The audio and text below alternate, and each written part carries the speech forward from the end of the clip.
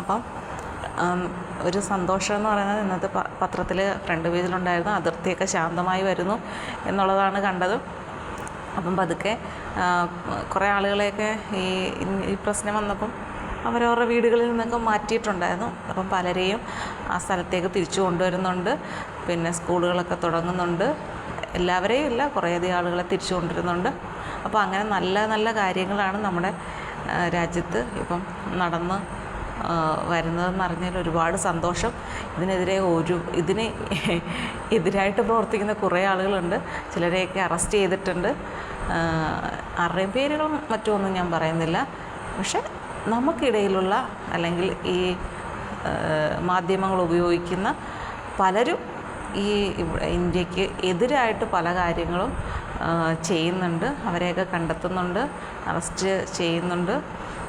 പിന്നെ പല രീതിയിലുള്ള മോശമായ കാര്യങ്ങളൊക്കെ ഇതിൻ്റെ ഇടയിലൂടെ പറഞ്ഞ് കുറേ ആളുകൾ മുതലെടുക്കുന്നുണ്ട്.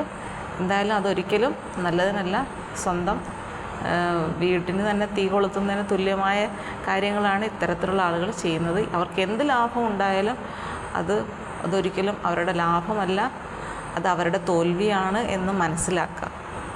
എന്തായാലും പതുക്കെ നമ്മുടെ ഒരു മനസ്സമാധാനം എന്നുള്ള രീതിയിലേക്ക് പോവുകയാണ്. നമുക്ക് ഉണ്ടായ ആ ഒരു വലിയ നഷ്ടം അതൊരിക്കലും നമുക്ക് നികത്താൻ പറ്റില്ല.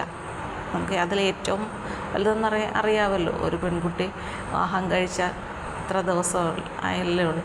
അപ്പോൾ അതിനുള്ളിൽ തൻ്റെ ഭർത്താവിനെ നഷ്ടപ്പെട്ടു എന്ന് പറയുമ്പോൾ അത് ഉൾക്കൊള്ളുക എന്ന് പറയുന്നതൊക്കെ അല്ലേ ഏറ്റവും നമ്മളൊരു വിവാഹശേഷം ഏറ്റവും സന്തോഷത്തോടു കൂടി ഇരിക്കുന്ന ഒരു കാലഘട്ടമാണ് ആദ്യത്തെ കുറച്ച് മാസങ്ങൾ അല്ലേ.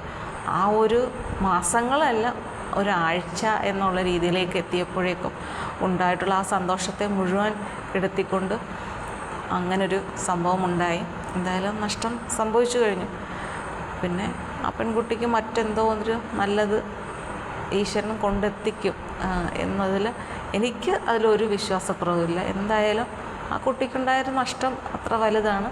പക്ഷേ മറ്റെന്തെങ്കിലും ഒരു നല്ലത് അല്ലെങ്കിൽ അവർക്കൊരു ആശ്വസിക്കാനുള്ളൊരു വക എന്തായാലും ഈശ്വരൻ എത്തിച്ചു കൊടുക്കും.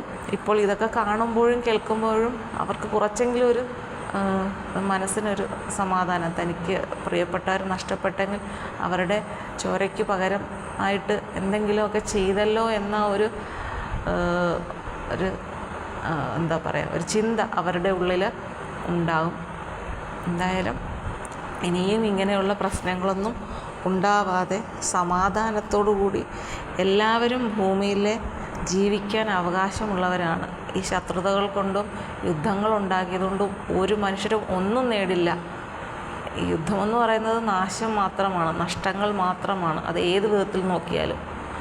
അപ്പോൾ അത് മനസ്സിലാക്കി ഭൂമിയിലെ എല്ലാ മനുഷ്യർക്കും ഈ ചിന്ത ഉണ്ടാവട്ടെ, എല്ലാവർക്കും മനസ്സിന് സമാധാനം ഉണ്ടാവട്ടെ, എല്ലാവർക്കും നല്ല ചിന്തകൾ മാത്രം ഉണ്ടാവട്ടെ എന്ന് ഞാൻ ആത്മാർത്ഥമായിട്ടും പ്രാർത്ഥിക്കുന്നു. നിങ്ങൾ ഓരോരുത്തരും അങ്ങനെ തന്നെ പ്രാർത്ഥിക്കുക എന്ന് ഞാൻ നിങ്ങളോട് റിക്വസ്റ്റ് ചെയ്യുകയാണ്. ഓക്കെ.